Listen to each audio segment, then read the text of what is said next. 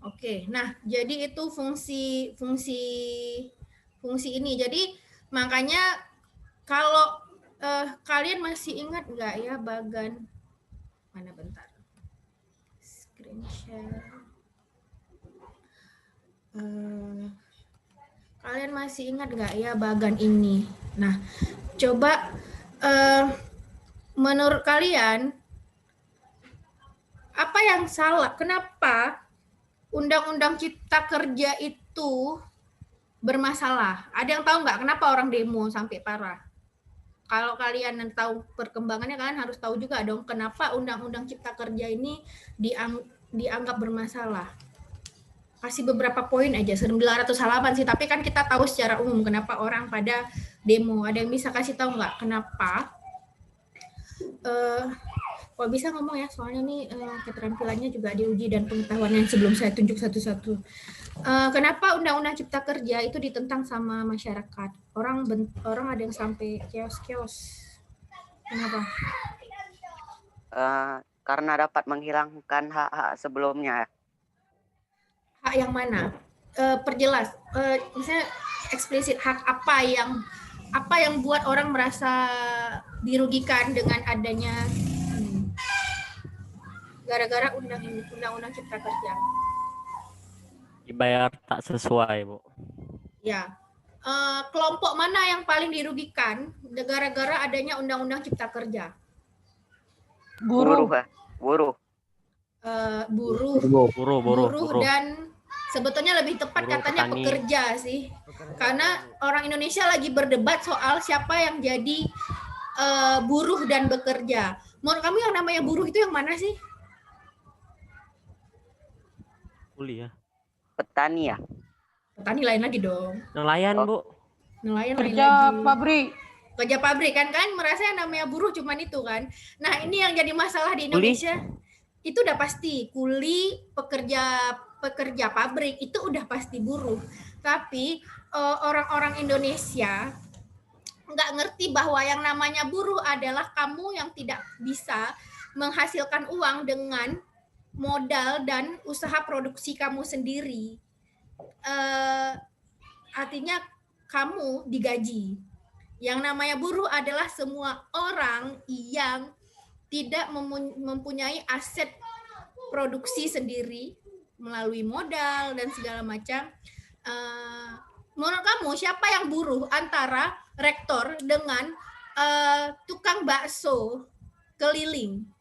Mana yang buruh? Rektor kan? Rektor dong. Kenapa? Karena dia digaji. Ya. Kalau tukang baksonya lewat, Bu. Karena dia menggunakan tenaga. Iya, karena dia digaji. Kamu kerja untuk orang. Kan buruh itu maknanya. Tapi kalau tukang bakso keliling, dia punya modal sendiri, dia tidak digaji siapapun, malah mungkin dia menggaji orang, dia punya aset produksi sendiri, dia memodali dirinya sendiri, dia tidak bekerja di bawah siapapun, itu bukan buruh malah. Gitu. Hasilnya pun buat sendiri. Hasilnya juga buat sendiri. Kalaupun nggak untuk sendiri, misalnya ada tukang bakso yang dia usahanya lumayan sehingga dia perlu gaji orang cuci piring misalnya. Kan ada tuh bakso-bakso pinggir jalan, dia kecil juga, bukan bakso yang gede, cuman modal gerobak doang, tapi dia harus bayar orang cuci piring. Dia tetap dia tetap bukan pekerja, uangnya bisa jadi dibagi juga dengan pekerjanya, tapi dia yang menentukan, dia yang punya modal, dia punya aset produksi. Makanya kemarin orang Indonesia tuh pada heboh soal ini merugikan buruh. Nah, orang pada pikir yang namanya buruh itu adalah ya cuman yang kerja di pabrik. Kalian semua kan nanti kebanyakan juga jadi buruh kan ya? Saya juga buruh kan. Kalau rektor aja buruh misalnya. Rektor, siapa lagi dokter. Kalau kamu kerja di sebuah instansi, kamu kerja untuk orang dan kamu digaji sama orang, kamu semua buruh. Makanya kemarin kita pada ngetawain orang-orang yang lihat mereka aksi untuk buruh gitu. Terus orang yang ngomong itu kok sadar diri banget ya, dikira dia nggak kena efeknya gitu. Jadi undang-undang Cipta Kerja itu merugikan buruh, tapi kamu harus tahu yang namanya buruh bukan cuman yang kerja di perusahaan di pabrik, buruh-buruh apa ya, kesannya buruh-buruh yang ya buruh-buruh yang menggunakan tenaganya itu. Karena gini, salah satu yang dirugikan oleh Undang-Undang Cipta Kerja, hak-hak sebagai pekerja itu tidak perlu dijamin oleh instansi misalnya. Ya kamu nanti jadi pekerja gara-gara ada Undang-Undang Cipta Kerja, hak-hak kamu nggak dipenuhi dengan baik. Kalian jadi pekerja kan rata-rata kan. Mungkin nggak semua, mungkin ada yang sebagian punya modal buka usaha sendiri. Tapi sebagiannya lagi ketika kamu kerja di perusahaan dengan jabatan setinggi apapun atau kerja di pemerintah dengan jabatan setinggi apapun, kamu tetap buruh gitu. Nah, jadi itu merugikan buruh. Siapa lagi yang dirugikan? Buruh, pekerja ya. Jadi jangan sampai nanti kayak orang Indonesia yang lain ada yang gini nggak sadar diri. Wah, ini ngapain sih kawan-kawan demo? Ini kan seolah-olah tuh nggak ada hubungannya dengan hidup dia gitu. Dia nggak ngerti sih. Itu yang sedihnya sama orang Indonesia gitu-gituan. Kecuali yang nggak marah itu orang yang punya usaha, punya modal besar. Iya, dia mungkin nggak rugi, malah menguntungkan dia.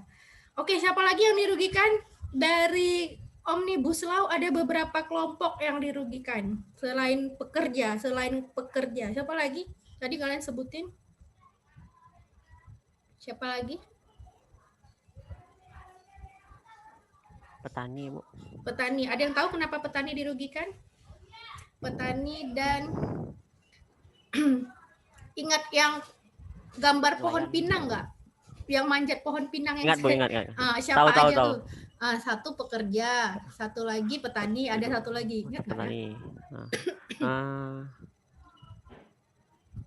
Pemerintah bukan. Bukan. Ntar, Bu, saya buka sepeda lu, Bu. Enggak. Oke. Satu lagi masyarakat adat ya, termasuk.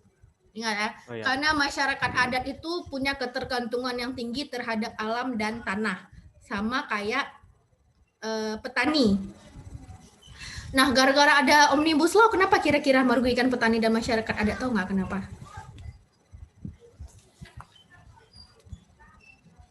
Udahlah, pekerja rugi, pekerja se-Indonesia rugi.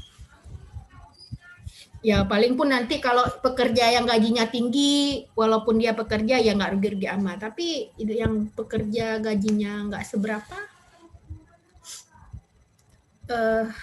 jaminan hak pekerja itu banyak yang boleh dilanggar dengan Undang-Undang Cipta Kerja.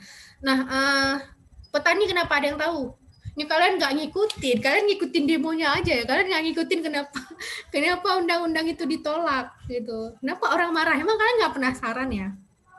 Apalagi, kenapa orang marah sekali dengan Undang-Undang 900 halaman itu? Ada yang tahu nggak? Tidak ada keadilan, Bu.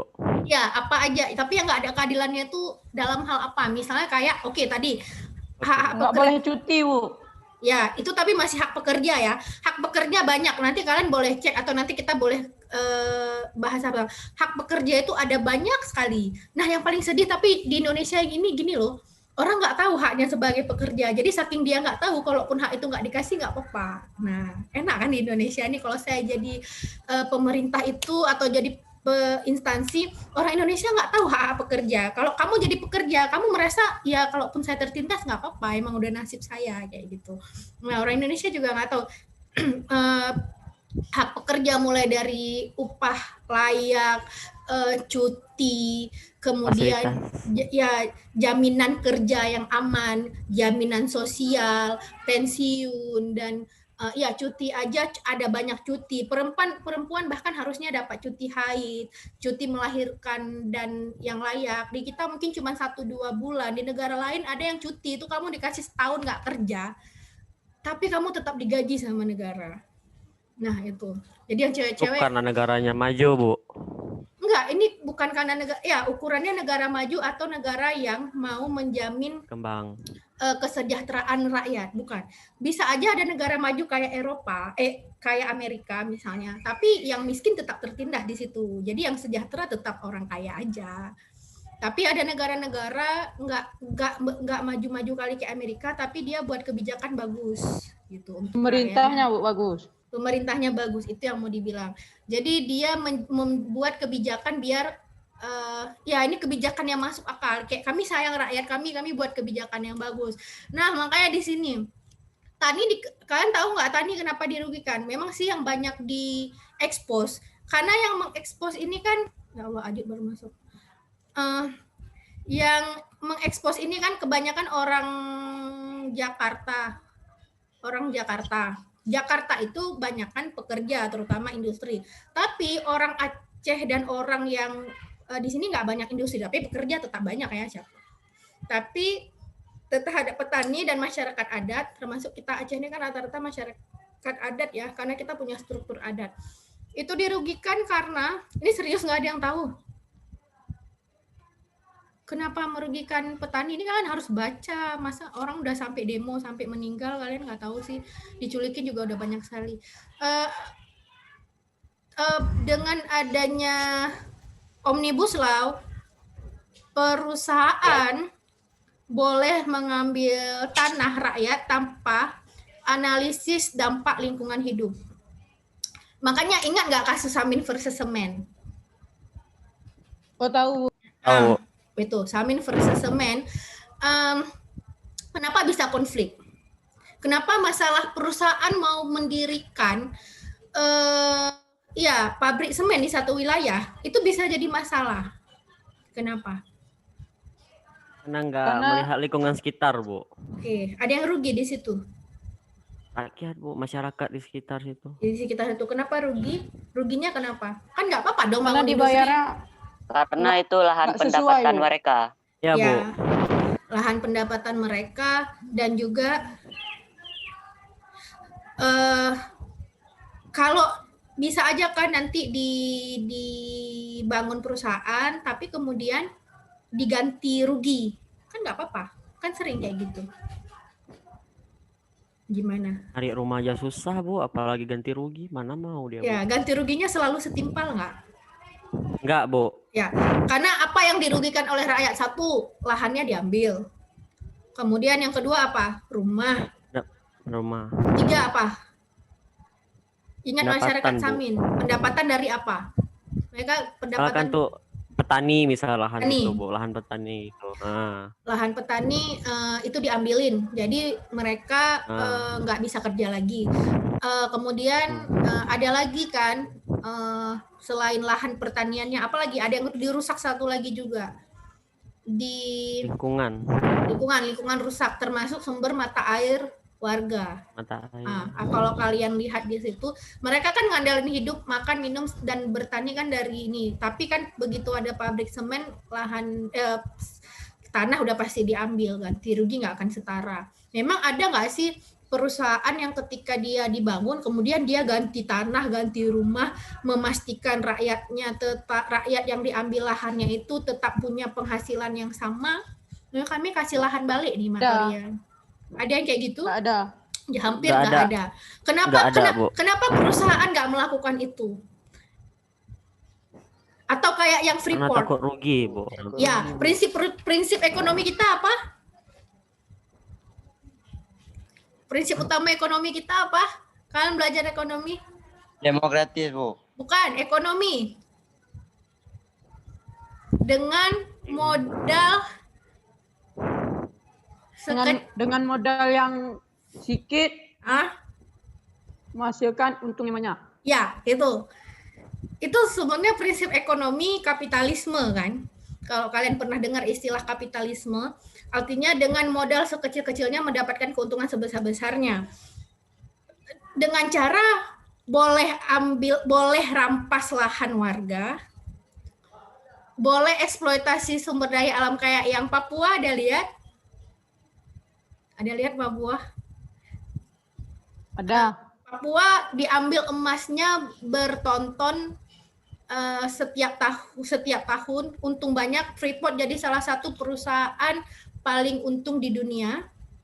Iya, Bu. Ya Freeport tuh karena perusahaan emas paling besar di dunia, ya. Dan orang Papua dapat apa? Yang punya emas? Nggak ada. Dapat ya? Pekerjaannya aja itu gajinya kurang. Itu yang kerja. Ya. Itu seharusnya Freeport tuh punya Indonesia kan, Bu kan? Iya dong, punya Indonesia. Tanah Indonesia, tapi ya. Kenapa orang luar ambil, Bu? Nah, itu dia.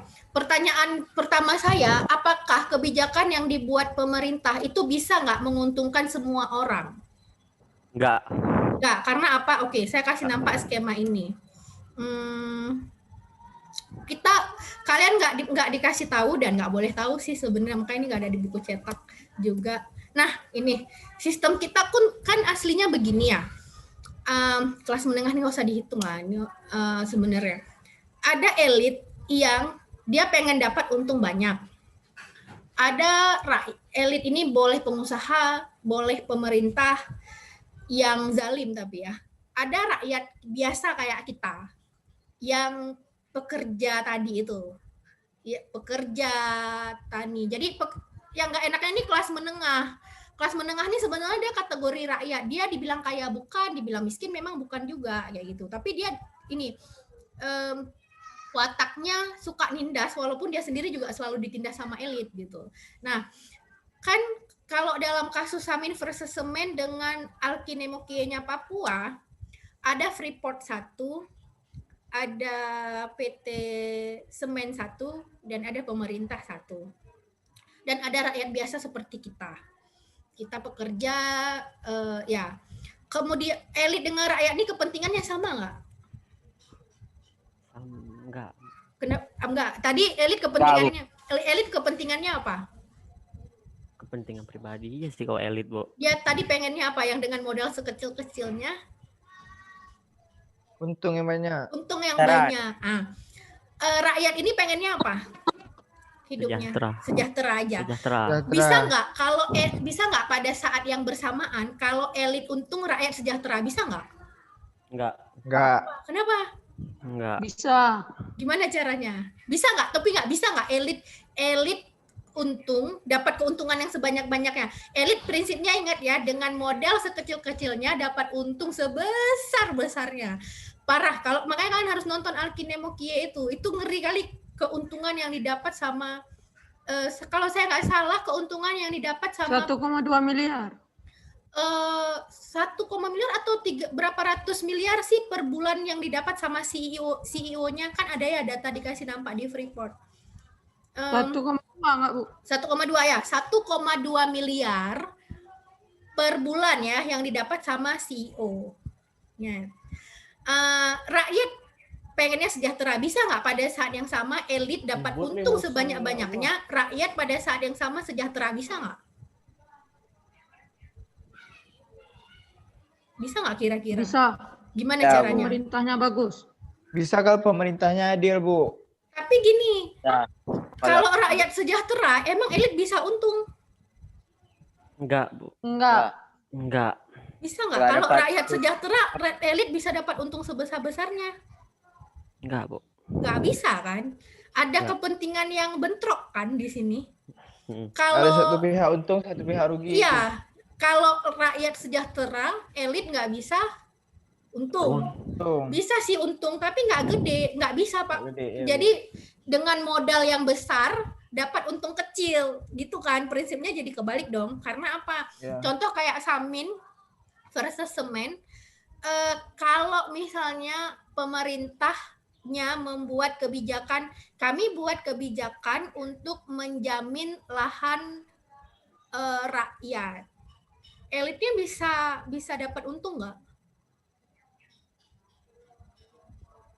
Pemerintah misalnya buat kebijakan, kami mau bela rakyat nih, kami mau buat kebijakan, contoh gini, buat kebijakan kayak kasus Semen, yang pertama kami akan bela rakyat, jadi kalau kalian mau buat perusahaan di tempat yang di sana lahan produktif warga dan pemukiman warga, kalian nggak boleh buat di situ. Kalau kalian buat di situ, kalian berhadapan dengan kami, kata pemerintah misalnya, untuk perusahaan. Kalian akan berhadapan sama kami. Atau dua, kalian boleh buat perusahaan, tapi di lahan yang itu tidak memberikan efek apa-apa. Misalnya ya, ada lahan kosong, saking kosongnya itu tidak merugikan rakyat, tidak tidak mengambil lahan petani, tidak merusak pemukiman warga, Nah, atau choice ketiga, kalian boleh dirikan perusahaan di lahan produktif, tapi kalian harus mengganti rugi semuanya. Lahan yang kalian ambil, kalian gantiin di tempat lain. Nah, misalnya pemerintah punya sikap kayak gitu nih, eceknya ya. Rakyat senang kan, sejahtera kan, lahan nggak diambil, kalaupun diambil diganti rugi, artinya nggak ada rugi sedikit pun. Elitnya gimana? Untung nggak? Bisa untung nggak? Rugi. Rugi Enggak, Bu, besar rugi. ya. Ya, kalaupun dia, apalagi kita prinsipnya gini, kalian tahu kan jenis korporasi orang-orang terkaya di Indonesia yang kalau dia punya perusahaan semen, perusahaan batu bara, kok bisa punya 10 perusahaan? Oke lah satu. Kalian tahu kan jenis orang konglomerat Indonesia yang kekayaannya tuh ngeri kali karena perusahaannya terlalu banyak kayak gitu. Oke lah di satu lahan dia bisa buka lahan di tempat yang nggak merugikan warga, tapi di tempat lain pasti ujung-ujungnya tetap ada lahan yang diambil kan kayak gitu, karena nggak banyak kali pun lahan kosong di Indonesia. Itu baru satu pengusaha, kayak mana ada ratusan pengusaha atau ribuan pengusaha di Indonesia, ujung-ujungnya tetap harus ambil lahan warga. Nah, ini yang mau saya bilang. Atau kalau misalnya kalau perusahaannya untung, atau kayak kasus Alkinemekenya Papua. Di Papua pemerintah yang pertama boleh ngambil emas sebanyak-banyaknya dan tanpa harus kasih untuk orang Papua, tanpa harus kasih uang untuk pekerja. Kalau sampai pemerintah buat kebijakan, kalian nggak boleh ambil emas. Kalaupun ambil emas boleh bagi untungnya minimal 50-50, tapi enggak, di masa yang punya emas dapatnya 50-50, yang mereka cuma punya perusahaan doang. Tapi oke lah. Itu 50 itu udah pedih sekali itu. Menurut saya tuh nggak adil juga sih, karena kita punya emas dan emasnya sebanyak itu. Tapi itu udah pedih sekali, oke lah kira 50-50. Keuntungan 50 untuk Indonesia, itu baru keuntungan ya. Pekerjanya harus dikasih upah layak dan semua jaminan kerja dikasih. Kemudian 50% keuntungan bagi 2 dengan Indonesia, dan yang orang Papua tentu harus lebih banyak dapat untung.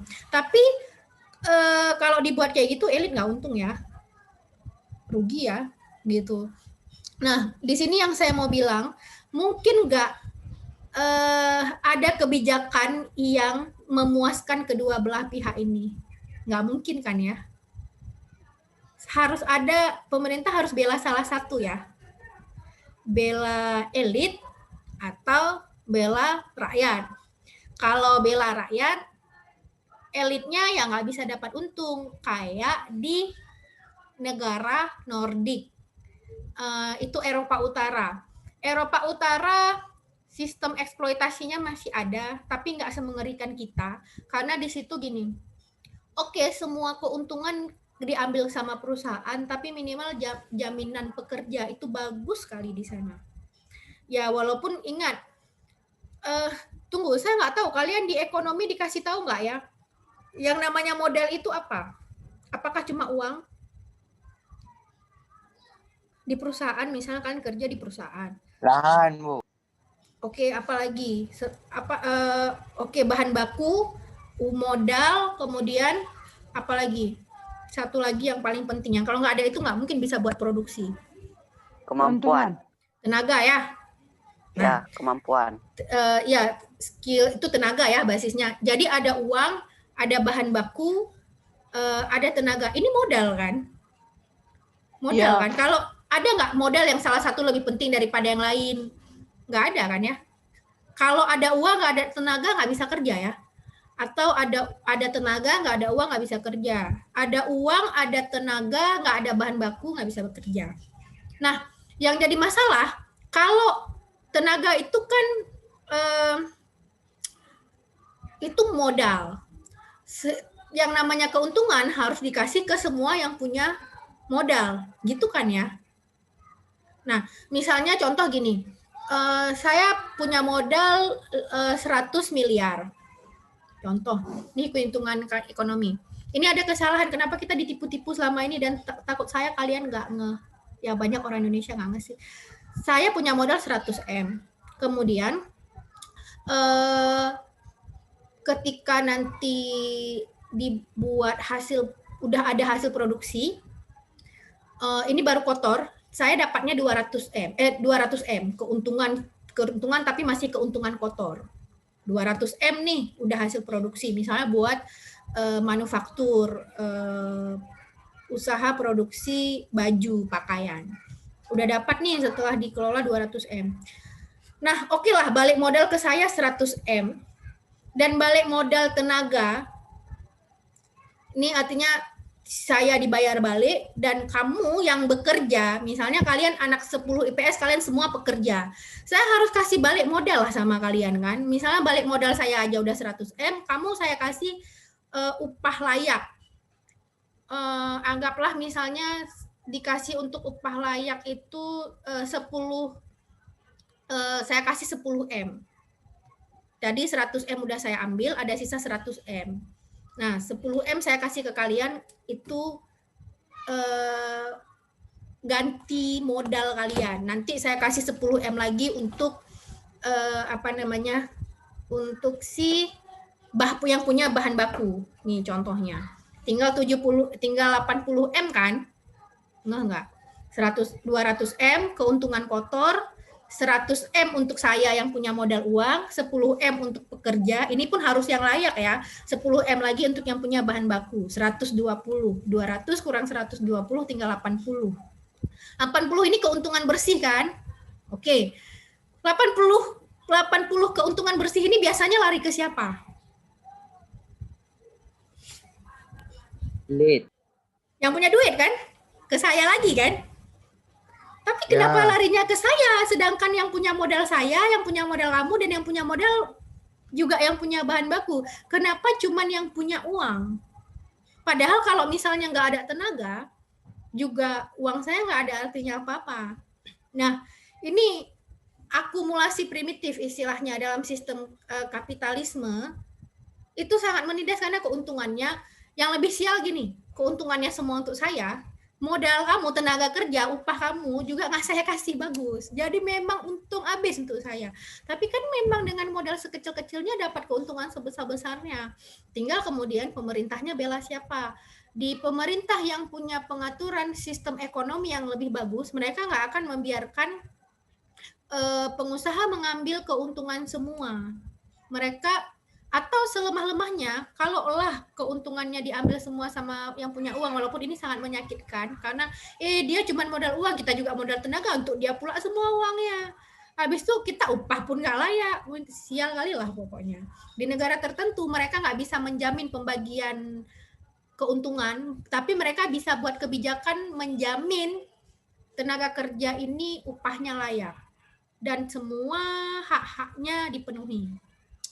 Cuman kamu tinggal di Indonesia, dibuat pula Undang-Undang Cipta Kerja ya. Nggak ada Undang-Undang Cipta Kerja aja, kasusnya kayak Alkine Mokie. Nah, ini dia makanya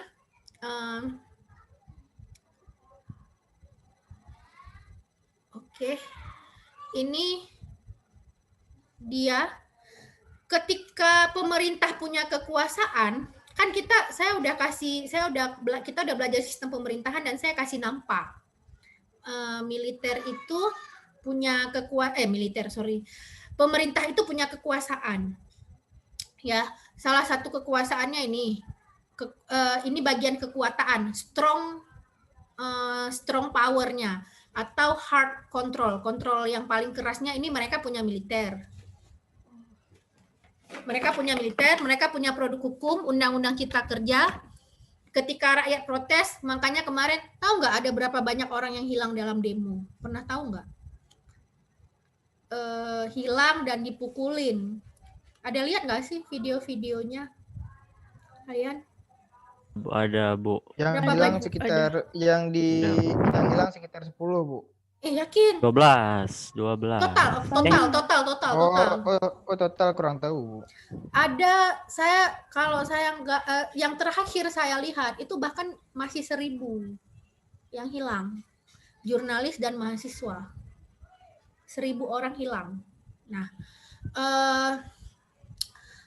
ya itu mereka punya militer, mereka punya produk hukum.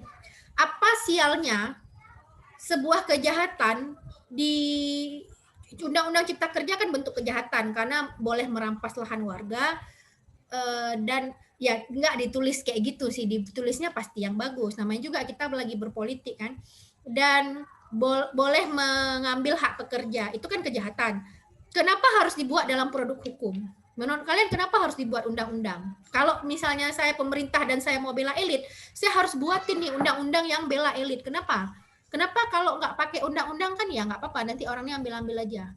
Kenapa kira-kira harus dibuat undang-undang ya? Ada yang tahu? Coba kira-kira. Saya pemerintah, saya mau bela elit, karena saya juga elit. Kebetulan kalian tahu nggak ya, sebagian isi DPR itu pengusaha. Saya juga nggak tahu kenapa orang Indonesia pilih mereka. Bukan tidur, Bu, bukan pengusaha, Bu. Ya, tapi mereka, maksudnya saya mau bilang mereka bisnismen setengah isi DPR itu. Makanya kerjanya boleh tidur. Nah, mereka ngapain mikirin kalian? Karena mereka harus pikir, mereka buat undang-undang cipta kerja biar kalau mereka buat perusahaan, biar perusahaan-perusahaan mereka boleh ngambilin tanah kamu, dan kalau kamu kerja di situ boleh nggak perlu bayar kamu mahal-mahal, jadi bisa dapat untung. Tapi kenapa harus buat undang-undang? Kenapa harus buat produk hukumnya? Kira-kira kenapa? Kalau nggak buat produk hukum, selama ini kan juga ngambil-ngambilin lahan rakyat juga. Kenapa kira-kira? Ada yang tahu nggak? Kenapa harus buat produk hukum? Kenapa harus repot-repot buat undang-undang cipta kerja? Tahu nggak, ada undang-undang cipta kerja juga selama ini enak aja ngambil-ngambilin lahan rakyat. Biar makin banyak untung. Iya, nah salah satunya ini. Kalian ingat nggak sih di Samin versus Semen, rakyat mengadukan kebijakan pemerintah Jawa Tengah ke pengadilan tata usaha negara. Ingat nggak ya di film Samin versus Semen? Mereka atau kayak kasus Aceh, saya nggak tahu kalian ingat nggak ya kasus 2 tahun kemarin waktu kasus PT EMM yang di Betong Atuh, terus mahasiswa ramai sekali kumpul di yang di Banda Aceh sih ya, yang di kantor gubernur. Nah, tahu. Ada perusahaan punya luar mau ngambil emas di Betong Atuh, kemudian pemerintah kita ngasih ngasih izin itu kan produk hukum, dibuat pasti peraturan gubernur. Nah, kalau kamu membuat produk hukum, kamu dilindungi sama hukum. Nah, itu enaknya. Jadi saya membuat kejahatan secara legal. Makanya enak. Tahu nggak sih kasus waktu kebakaran hutan di Riau kemarin, yang kita sampai sesak-sesak napas itu. Nah, itu mereka nggak disidang, mereka nggak bisa dibawa ke ranah hukum karena apa? Produk hukumnya mengizinkan mereka melakukan itu. Kalau produk hukumnya bilang, kalian boleh buat di kejahatan, kita mau lapor kemana? Mereka kan jadi nggak melanggar hukum. Ngerti nggak sih? Dapat nggak aksesnya? Ngerti, Bu, ngerti. Nah, jadi kita nggak bisa, kalau sampai produk hukumnya membuat kebijakan membela elit, kamu nggak bisa naik pengadilan karena mereka nggak melanggar hukum. Nanti dibilang, mana orang ini kan nggak melanggar hukum, kejahatan mereka dilegalkan kok oleh hukum. Nah, itu sakit sekalinya tuh seperti itu. Makanya undang-undang cipta kerja, kalau besok perusahaan nindas rakyat, kita nggak bisa naik ke pengadilan karena apa? Udah ada undang-undang, udah dilindungi sama hukum. Jadi, nah masalahnya kita kan nggak tahu berapa banyak produk hukum yang sangat menindas kita, sampai-sampai kenapa para penjahat ini berkeliaran. Tuh. Ada sih 1-2 yang memang kawan-kawan kita. Ada kasus ini yang keren kemarin di Abdia. Ada orang Abdia nggak ya di sini? Aceh Barat Daya. Nah, Aceh Barat Daya ke pemerintah kabupatennya, bupatinya, dan segenap jajarannya, kebetulan mereka ada juga nih satu-satu pemerintah yang baik. Lahan rakyat di Abdia itu diambilin sama perusahaan. Oke, dari tahun 90 mereka udah berdarah-darah, udah mati kena sama militer, selalu seperti itu. Nah, tiba-tiba ada pemimpin baru, Akmal, mereka bilang kita akan ambil lahan itu. Mereka mengajukan itu ke ada 2 politik, secara politik dia lobby presiden, dia lobby menteri. Nah, dia lobby biar bantu kami lah, biar kami lahan ini bisa kami bagi untuk rakyat. Ada yang proses hukum. Nah, kemarin yang kerennya, jadi kan dinaikin sama hukum, dinaikin ke proses hukum biar kami menganggap ini pelanggaran, dicarilah undang-undangnya. Kalau memang ada pemerintah yang baik, tetap ada yang bisa kayak gitu. Tapi makanya tergantung pemerintah kamu, dia bela siapa. Dinaikkan itu ke kementerian, dia lobby-lobby ke staf khusus presiden, dia tahu siapa orang yang ini kok saya lobby ini, dia moralnya masih bagus. Sebagian tetap brengsek. Nah, kemudian menteri menaikkan, ya udah kami naikin ini ke tata usaha, ke pengadilan tata usaha negara. Nah, mereka sendiri lobby. Karena mereka udah niat, oke lah karena bupatinya udah kayak gini, udah heboh kali, ya udahlah. Akhirnya di lobby, bahkan hakimnya pun di lobby. Biar kalian menangkan aja kasus ini untuk rakyat. Nah, tapi memang dari 4.000 lahan dikasih balik 2.000. Tapi itu udah untung banyak. Orang Samin sampai sekarang nggak dibalik-balikin. Itu lebih sedih lagi. Gitu. Ada yang udah jadi, ini kan udah jadi apa, ada yang lahannya udah diambilin, belum dibalik-balikin. Atau kayak kasus PT EMM akhirnya secara pengadilan dia dimenangkan ke perusahaan, sialnya PT EMM itu memenangkan, pengadilan untuk PT EMM yang di Betong Atuh tuh yang dimenangkan itu perusahaan. Tapi karena rakyat terus demo, akhirnya ya udahlah ngalah, perusahaannya ngalah, ya itu. Karena sama juga karena rakyatnya terus demo. Nah, jadi sialnya itu produk hukum satu, kalau produk hukum udah dibuat membela elit, kamu ditindas sama perusahaan, lahan kamu diambil, ya kamu nangis aja. Harusnya makanya dari sejak awal produk hukumnya itu harus dibatalkan. Kalau sampai produk hukum itu jadi, kamu udahlah selamat. Nggak ada cara. Yang kedua ada pengadilan nanti, nah ini tergantung militer, produk hukum, pengadilan, penjara itu bela siapa? Apakah bela rakyat atau bela elit? Jadi kalau ada yang bilang lembaga hukum itu menegakkan keadilan, iya, keadilan bagi siapa? Itu pertanyaan penting. Kan percayanya, oh kami netral, nggak ada. Itu orang yang nggak belajar ekonomi politik, nggak ngerti bagan ini, ya dianggap netral. Nggak ada netral kan? Nah, ada nggak yang netral? Mana ada yang netral? Kalau rakyat sama elit dah bentrok, ya udah kita tinggal mikir, ini militer, produk hukum, pengadilan, dan penjara bela siapa? Bela dua-dua nggak bisa, pasti salah satu rugi. Gitu. Kalau nggak elit yang rugi, rakyat yang rugi. Nah, ada yang satu lagi, kepemimpinan ide. Pemimpinan ide itu gini oleh lembaga pendidikan, bahkan agama, media massa, dan seni budaya. Dalam politik tuh ini, kalau saya bisa tipu kamu, saya nggak perlu kerahkan militer untuk untuk nangkapin kamu karena kamu nggak sepakat. Misalnya contoh kasus kemarin. Undang-undang Cipta Kerja. Undang-undang Cipta Kerja pasti pertama dibuat di media, ini undang-undang yang sangat baik. Undang-undang yang sangat baik. Itu kita bakal ditipu-tipu terus ya.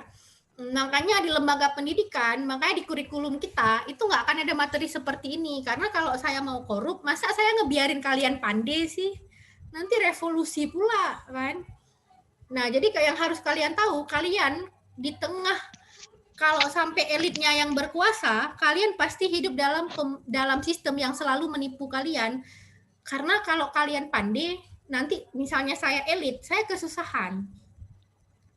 Makanya kemarin tuh mahasiswa tuh udah pada pandai, udah susah, kita harus pakai militer. Coba bayangkan sebagian orang Indonesia lain yang percaya undang-undang Cipta Kerja itu bagus.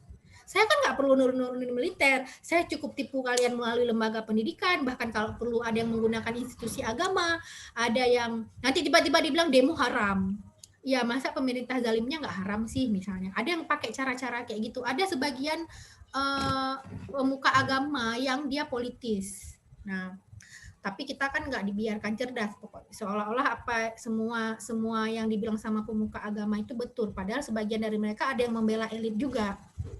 Gitu. Nah, media massa ada yang memihak elit. Jadi kalau kalian nonton berita kan nggak ada berita-berita tentang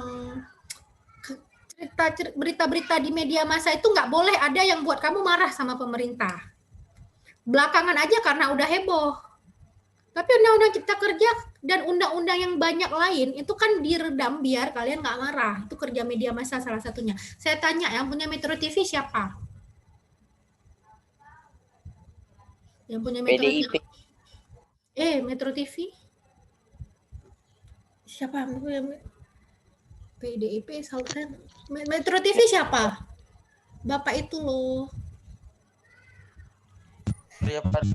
Siapa? Surya Paloh. Surya Paloh, dia pimpinan partai? Nasdem. Oke. PTMM itu ada yang tahu nggak? Itu PTMM itu kemarin juga itu terhubung dengan punya Paloh. Tahu nggak sih? Nggak tahu kalian kan? PTMM yang mau ngambil emas Betung Bate itu salah satunya adalah Aviasi Media Group, punya si Paloh. Mungkin nggak kalau Paloh buat berita di Metro TV itu ngasih tahu bahwa perusahaan kami akan menindas kalian? Nggak mungkin dong kan? Pasti yang dibilang perusahaan kami akan berikan kebaikan untuk kalian semua. Kondisinya gitu. Surya. Tapi kan bukan cuma itu. TV One punya siapa? Si Surya Paloh tuh, Bu. Bukan, TV One. Oh, TV One. TV One siapa? TV One. Rizal Siapa? Bakri, Bu. Siapa? Aduh, nggak ada, Bu. Nggak jadi. Siapa tadi? Ajut. Rizal Bakri. Iya, benar. TV One punya Abu Rizal Bakri. Pimpinan partai? Partai Golkar. Oke. Golkar. Yang punya MNC siapa? Ruben Onsu, dangdut terus. Haritano. Haritano, pimpinan partai? Upin Demokrat. Bukan. Jadi?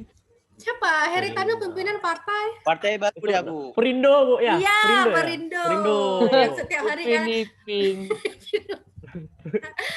Nah, media massa aja semua punya elit, rata-rata punya elit media massa. Jadi kalian setiap hari dengar berita-berita elit, makanya saya nggak suka nonton TV. Makanya kawan-kawan sebagian ada yang buat media alternatif yang khusus media dalam perspektif rakyat. Karena kalau kamu nonton berita yang saya sebutin tadi, nggak mungkin lah mereka bakal ngasih pemberitaan yang bela rakyat, pasti bela elit. Kalau ada perusahaan mereka ada menindas rakyat, ya nggak mungkin diberitain, nanti kamu marah lagi. Makanya ini elit akan kasih kesadaran palsu untuk kamu sehingga rakyat Indonesia sangat bahagia selama ini walaupun ditindas setiap hari. Dan iya, kalian harus bodoh secara politik, kalian harus bodoh secara hukum, kalian harus bodoh secara ekonomi, karena kalau kalian pinter nanti elit nggak bisa nindas lagi. Nah, makanya rakyat ini harus dikasih kesadaran kritis. Karena kerja elit itu hegemoni itu. Tidak. Ya. Tidak. Saat lagi sibuk-sibuknya tentang Omnibus Law ya kan? Yang dilakukan Net TV Nima. Kenapa? Net TV buat apa? Net TV punya siapa ya? Saya nggak hafal pula. Saya cuma hafal yang populer. TV lah. Apa? TV lah. Kebanggaan Punya kita sendiri kok nggak dimasukin ya Allah. Utama. Tapi Aceh TV juga punya siapa? Dia punya elit apa punya rakyat? Kita kan nggak tahu. Apakah misalnya tuh, Bu. Saya tengok orang. Apakah misalnya kalau ada lahan-lahan rakyat dirampas, apakah masuk berita di Aceh TV? Kan kita nggak tahu. Gitu. Hegemoni ini cuci pikiran. Nah, rakyat itu harus dikasih sadar bahwa kalian selama ini kena tipu kayak gitu. Harus dikasih tahu. Tapi memang rakyat harus berjuang sendiri. Makanya kayak di Samin versus Semen kerennya, mereka punya pendidikan rakyat sendiri di masyarakat Saminnya. Nah, di buruh sekarang di buruh, kenapa orang Papua melawan? Mereka punya serikat buruh kan? Ada pimpinannya, kalian nonton kan? Serikat buruh itu ada pendidikan politiknya di situ, dikasih tahu, woi kalian selama ini ditindas, sistem tuh kayak gini selama ini. Ya, kalau kalian mau terima ya minimal kalian tetap tahu lah walaupun kalian ditindas kan kayak gitu. Nah, jadi ini. Nah, ini bagan aslinya. Kapitalisme. Sebelum saya tutup. Nah, ini ada sistem kapitalisme yang dimaksud rakyat itu adalah elit, tapi bagi sistem sosialisme sosial mengutamakan ini rakyat adalah kelas tertindas yang tadi. Nah, ini kan bagan aslinya. Ini nggak dikasih nampak sama kalian. Ini juga harusnya ada di pelajaran sosiologi. Struktur masyarakat kita aslinya nggak nampak di hari-hari. Nih, ini kami yang punya modal. Pemerintah kami mengatur kamu. Ini pihak agamawan yang bela pemerintah.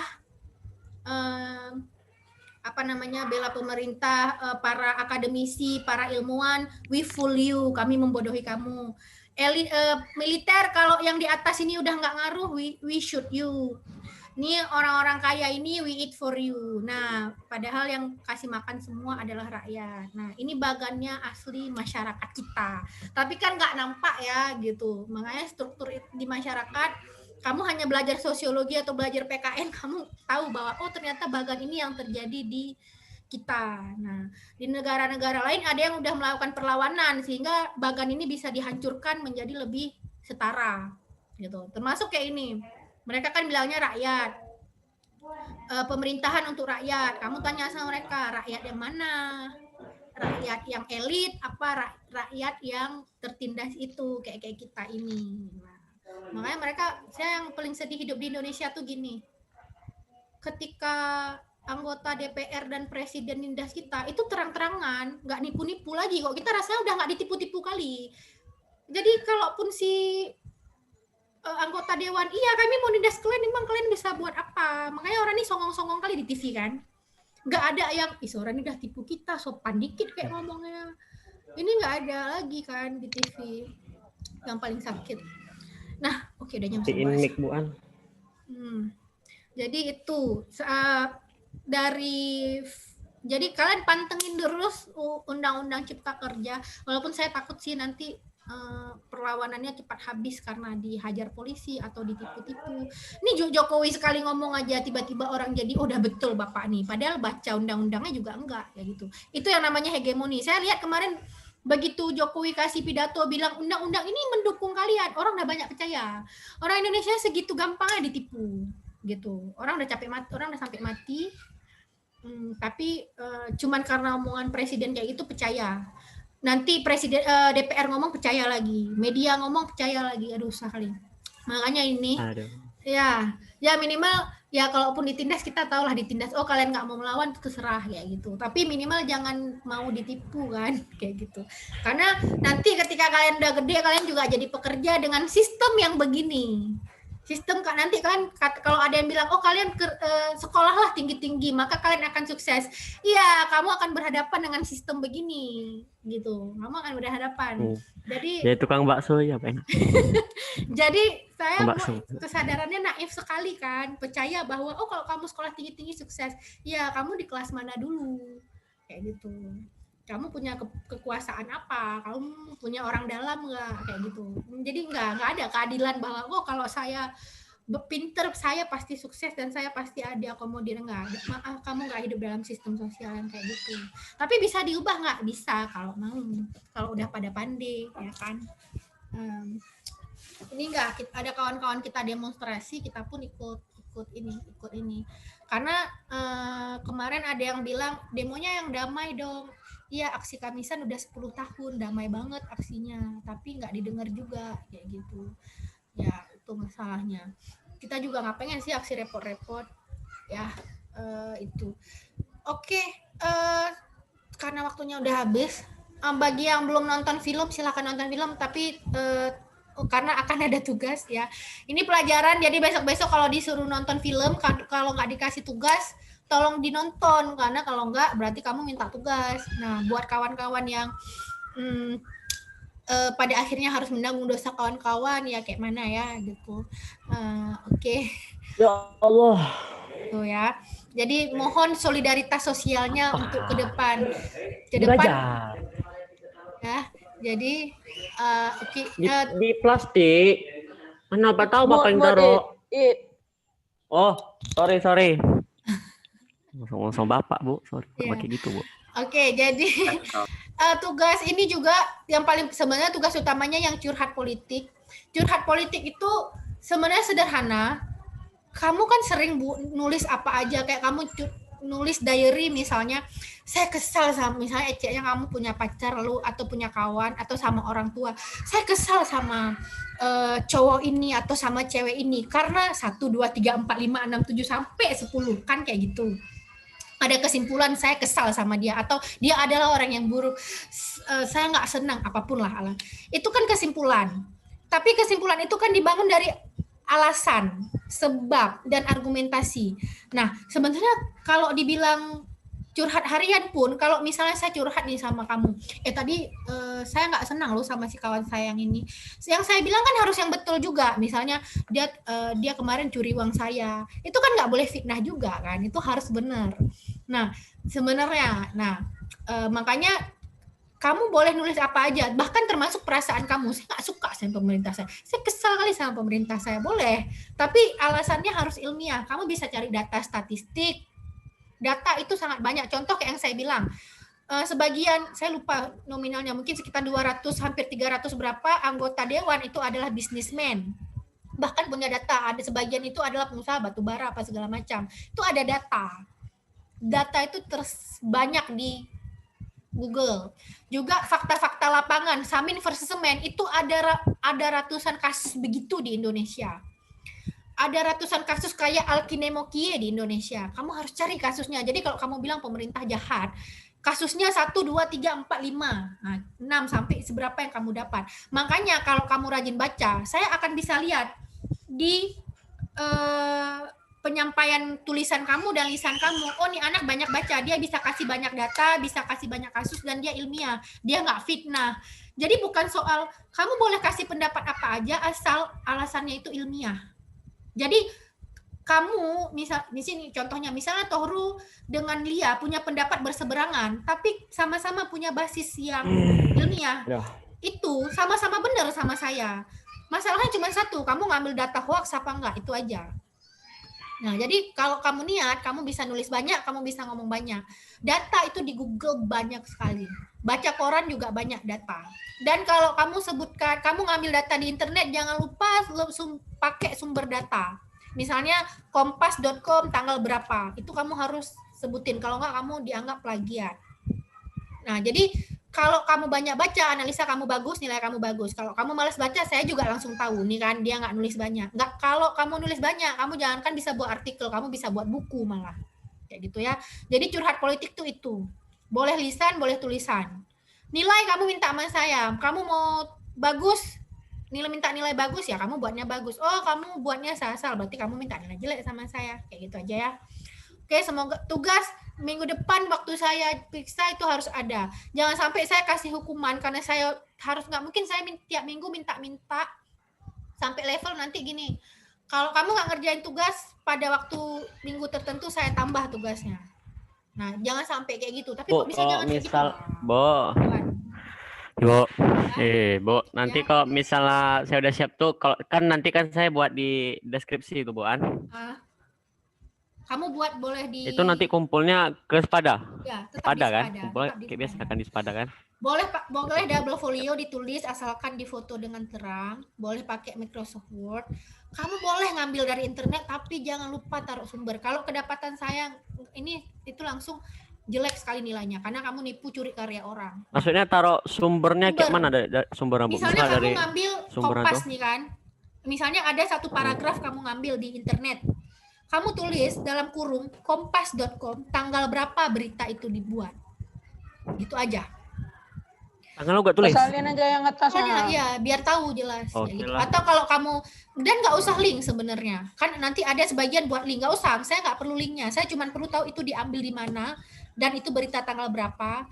Atau kalau kamu rajin sedikit, kamu taruh itu judul artikelnya apa. Jadi boleh ngambil di internet. Bahkan kalaupun isinya, kamu kan cuma perlu kesimpulan. Pemerintah buruk, isinya argumentasinya kamu ambil semua dari internet, ya nggak apa-apa. Gitu. Karena kamu memang harus menyampaikan sesuatu berdasarkan fakta. Dan kamu nggak perlu cari sendiri, turun ke lapangan. Kamu cukup cari apa yang orang udah buat. Kayak gitu. Ya, kamu boleh curhat tentang omnibus, kamu boleh curhat tentang, tapi ini baru versi Indonesia. Jadi kamu mengkritisi lembaga-lembaga pemerintahan di Indonesia dan dampaknya terhadap kamu sebagai orang Indonesia. Kamu boleh komplain atau kamu boleh, kalau kamu sepakat sama pemerintah boleh, tapi alasannya jelas. Dan ingat, kamu sudah punya alat analisa baru. Ini. Jangan nanti kalau misalnya saya bilang, oh ini kebijakan ini menyenangkan semua pihak. Enggak, berarti kamu belum ngerti bagan. Ya, tapi kalau kamu bela elit, saya nggak tahu bilang juga sih, gitu. Tapi saya harap mulai besok, setiap segala sesuatu yang dibuat sama pemerintah, pertanyaan yang pertama keluar dari pikiran kamu, ini bela siapa? Karena bela dua-dua nggak mungkin. Nah, jadi itu. Jadi kamu harus menganalisa segala sesuatu dalam posisi kamu sebagai rakyat. Ini nguntungin rakyat atau nguntungin elit? Nggak mungkin nguntungin dua-dua. Kalau itu nguntungin elit, pasti kamu susah. Nah, tapi kalau sayang sejahtera berarti ini. Tapi kadang-kadang kamu ditipu-tipu juga sih, ini yang susahnya. Itu ya. Dibilang nguntungin kamu padahal nguntungin mereka, ada juga yang kayak gitu. Itu harus lebih cerdas lagi, harus lebih kritis lagi ya. Jadi itu tingkat kekritisan kamu juga diuji lewat analisa kamu. Oke, jangan lupa absen sepada, makasih udah gabung hari ini. Pantau terus kondisi negara kita biar kita bisa diskusi ya. Sampai di sini saja, makasih udah gabung. Assalamualaikum warahmatullahi wabarakatuh. Waalaikumsalam. Waalaikumsalam warahmatullahi wabarakatuh.